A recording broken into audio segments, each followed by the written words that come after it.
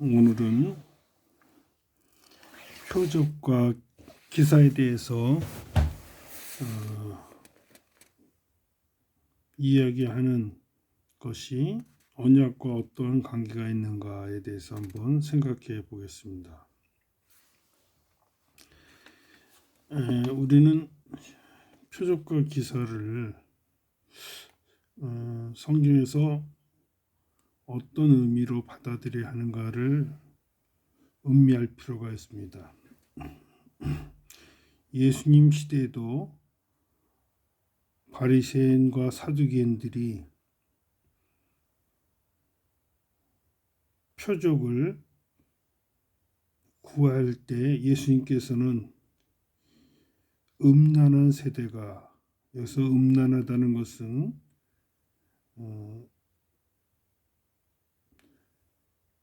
가늠한 여인, 즉 하나님을 섬기는 자들이 복음에서 떨어져 나간 우상 숭배를 하는 상태를 이야기합니다. 즉 예수님의 복음을 받아들이지 않는 그러한 세대에서 표적을 구한다는 것이죠. 예수님의 대답은 한결같았습니다. 내가 너에게 말하는데 요나의 표적 외에는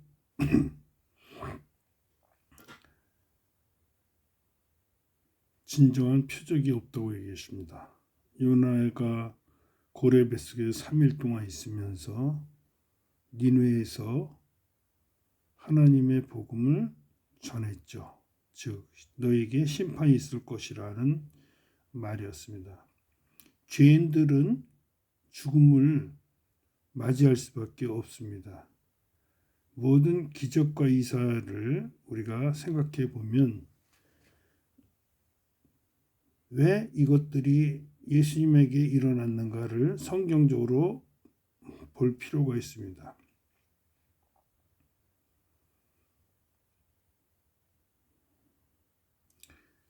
성경은 강보에 쌓여 구유에 누인 아기가 표적이라고 얘기합니다. 즉 예수님 자체가 표적인 것이죠.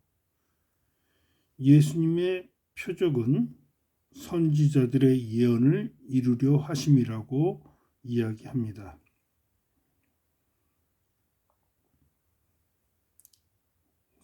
사사기 35장에서 보면 5절 6절에 소경의 눈이 밝아지고 기모리가 귀가 열리고 저는 자가 사슴같이 뛸 것이며 봉어리의 혀는 노래하리라. 우리는 이것을 영적으로 볼 필요가 있습니다. 육체적으로 정상적인 이목구비가 하나님이 볼 때에 복음을 밝히 깨닫지 못한다면 마치 병자와 같은 비유입니다. 표적과 기사를 행함은 사도행전 14장 3절에 보면 은혜의 말씀을 증거하는 것이라고 이야기합니다.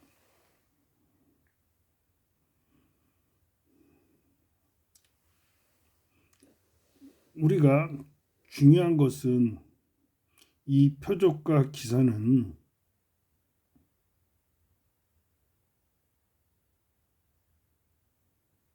사도 바울의 질병이나 그의 절친한 동료인 디모데의 병도 낫게 하지 못했음을 간과해서는 안 됩니다. 그러한 내용은 고린도전서 12장 7절에 나와 있습니다. 우리가 표적과 기사에 대한 이야기는 출애굽기에 가서 자세하게 그 내용을 파악해 볼 수 있습니다. 모세의 기적을 보면 지팡이로 뱀을 만들며 나일강을 피로 물들이고 개구리가 재앙으로 이집트에 생기게 됩니다. 이러한 일들은 마술을 부리는 자들도 할 수 있었습니다. 즉 현재 우리의 삶에서 일어나는 모든 기적이나 표적들도 우리가 믿는 하나님 외에 다른 신들도 똑같이 할 수 있다는 이해가 될 수 있습니다. 우리는 이러한 것들이 하나님의 능력으로 되었다고 착각해서는 안 됩니다. 즉 올바로 분별해야겠죠. 하지만 세 번째 재앙인 이의 재앙부터는 마술사들이 하지 못하게 됐습니다. 그들은 결국 이것을 통해서 하나님의 능력으로 이루어진다는 것을 고백하게 되죠.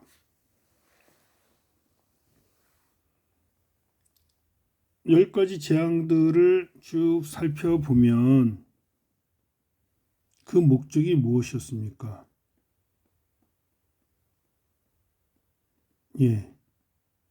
애굽에서 그들이 남자와 여자 어린이와 양과 소를 데리고 하나님께 나아가 예배를 드리겠다는 것이 목적이었습니다. 하나님께서는 이러한 표적과 기사를 모세에게 미리 다 알려주셨습니다. 또 이렇게 하겠다고 약속했습니다. 그것이 언약입니다. 그런 언약을 이루시는 것으로 표적과 기사가 일어났던 것입니다.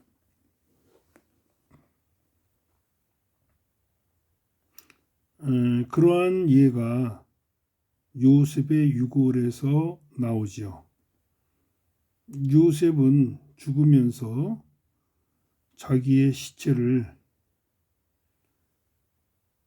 애굽에서 가지고 나오라고 예언합니다.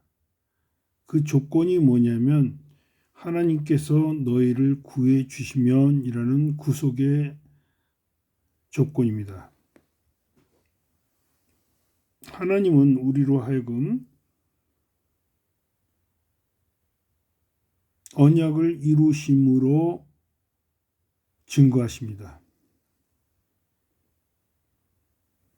하나님의 표적은 하나님의 살아계심을 믿게 합니다. 애굽의 10가지 재앙도 결국은 그 능력을 통해 하나님을 믿게 하는 것입니다.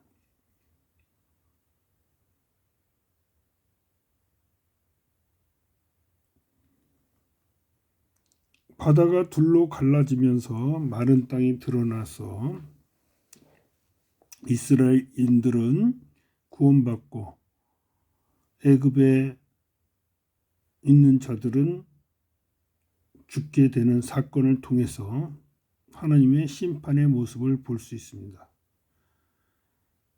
하나님은 기적을 통해서 사망과 영생을 이야기하십니다. 똑같은 기적이 나무를 물에 던지니 물이 단물로 변했다고 합니다. 쓴 물이 단물로 된 것이죠. 자, 나무는 십자가에 돌아가신 예수님을 상징한다고 볼 수 있습니다. 무리바의 물이 그러한 의미를 가지고 있습니다. 또한 아말렉과의 싸움에서 모세가 손을 들었다 하는 그것이 승리를 가져왔다는 기적도 마찬가지입니다. 이 모든 기적은 하나님께서 하신다는 것입니다. 또한 이 일로 하나님의 능력을 깨닫게 되는 것입니다. 하나님의 능력이 있으므로 하나님의 언약이 놀라운 능력으로 놀라운 일로 우리에게 증거되는 것입니다. 성경은 우리에게 똑같은 이야기를 합니다. 하나님의 놀라운 일, 그 언약은 창세의 그 아담의 에덴 동산의 이야기에서부터 요한계시록의 새 예루살렘의 성취까지 이 모든 이야기 속에 담겨져 있는 예수님에 대한 증거입니다. 예수님의 놀라운 일이 성경에서는 계속해서 나타납니다. 모세가 구름 속에서 하나님의 영광을 알게 되죠.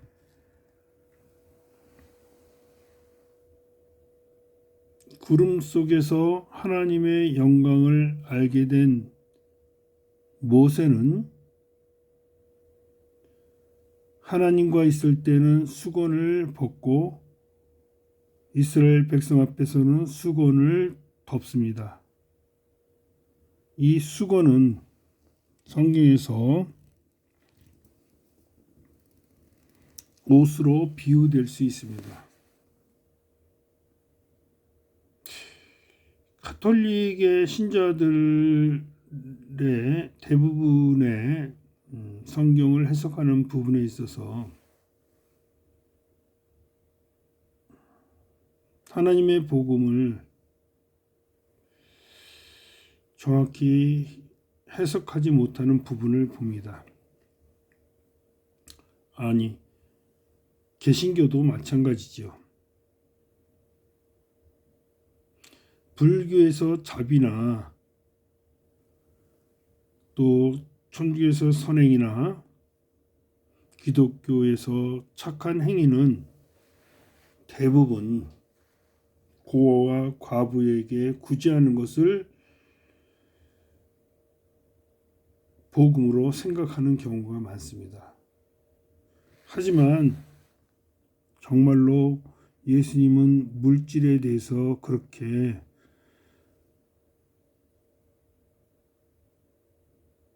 우리의 행위를 요구하시는 것일까 하는 것입니다. 하나님은 천지를 창조하신 분입니다. 부족함이 없습니다. 우리에게 주시는 분이고 우리에게 다가오시는 분입니다. 우리에게 무언가를 요구하거나 우리가 그분을 찾아가는 것은 아닙니다.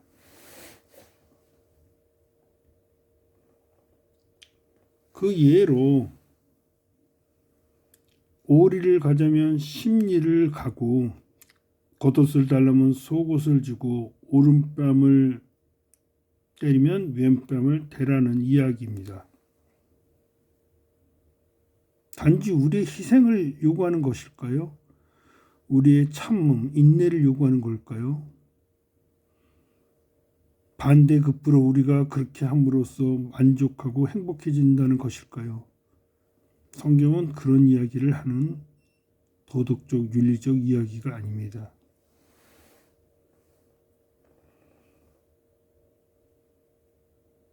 많은 사람들은 사람들에게 이러한 것들을 요구합니다. 착하게 살아라, 남에게 베풀어라, 있는 것을 나눠라, 남에게 힘든 것을 도와줘라. 그런 것을 성경은 이야기하는 것이 아닙니다. 성경은 우리 인간들의 원천적인 악을, 죄악을 이야기하면서 그것들을 인간이 어떻게 해결하느냐에 대한 방법에서 잘못됨을 알려주는 것입니다.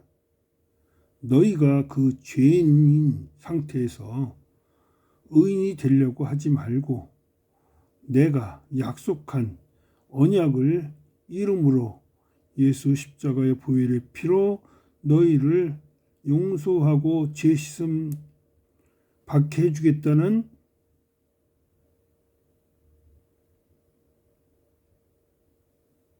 이야기에 대하여 완성시켜 준다는 것을 너희가 믿으라는 것입니다. 그 복음의 이야기를 우리는 우리 인간의 생각으로 하나님의 생각을 오해해서는 안 됩니다. 따라서 우리는 창세기에 가죽옷을 입어야 하고 또 베옷을 입어 천국에 들어갈 수는 예복으로 단장해야 합니다. 벌거벗은 우리의 모습은 옷으로 감춰져야 합니다. 벌거벗은 상태에서 그 벌거벗음을 우리가 감출 수 있는 방법은 우리의 힘으로 되는 것이 아닙니다. 무화과 잎으로 옷을 만든다 하면 그것이 영원할까요? 모든 기적과 표적은 이러한 하나님의 복음에 대한 예수님에 대한 주체를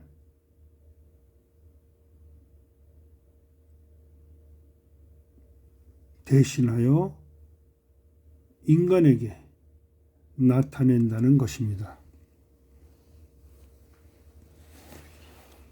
인간들의 표적과 기사 중에서 애굽에서 나올 때 구름 기둥과 불 기둥으로 이스라엘 백성들에게 보여준 것과 마찬가지입니다. 즉 그들은 눈으로 보이는 구름 기둥과 불 기둥에서 하나님의 영광을 임재하심을 깨닫게 되었고 그것이 회막을 만들므로써 하나님의 임재하심을 또한 깨닫게 됐던 것입니다.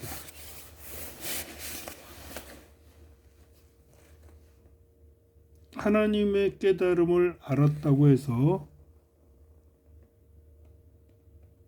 다 이루어진 것은 아니었습니다.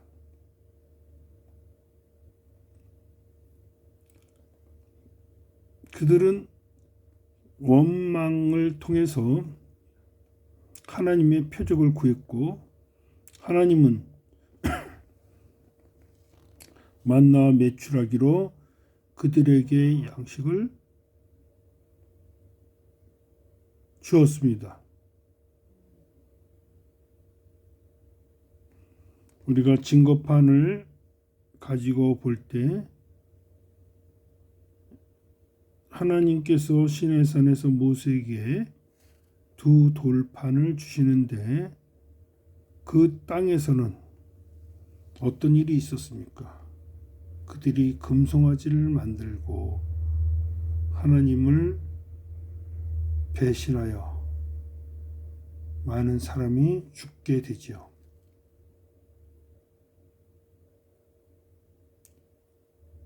참으로 사람들은 하나님의 인도하심을 믿기보다는 자신들이 무언가를 만들어서 그 맞는 것에 대해 의지하려는 그러한 어리석음이 현재까지도 나타나는 것이죠.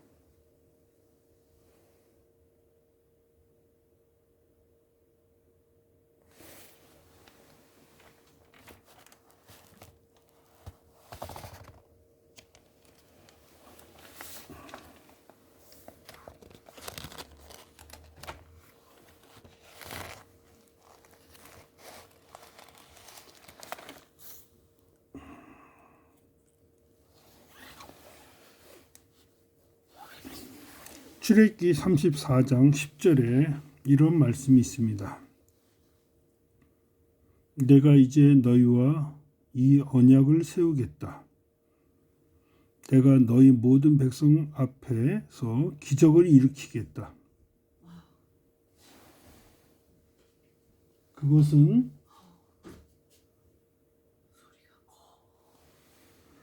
이 땅 위에 어떤 나라에서도 일어난 적이 없는 기적이다. 너희와 함께 사는 모든 백성이 여호와의 일을 보게 되리니 내가 너희에게 놀라운 일을 행할 것이라고 얘기합니다. 여호와의 일이 뭘까요? 놀라운 일이 뭘까요? 네, 예수님을 성육신하여 이 땅에 우리들의 죄를 대신해서 십자가에서 죽으심으로 우리가 죄인에서 의인되어 하나님의 자녀로서 천국에 속한 상속자가 되는 그런 소망에 살게 해주겠다는 놀라운 일이 아닐까요? 이 부분에 대해서 우리가 깨닫고 올바르게 신앙을 지키는 것이 중요한 일입니다. 표적과 기사를 자신의 영달과 목적을 위하여 이 세상에서 도둑질하는 어리석은 자들이 되지 않도록 항상 주의하고 경계할 부분입니다. 또한 성경에서는 우리에게 윤리적이나 도덕적인 어떤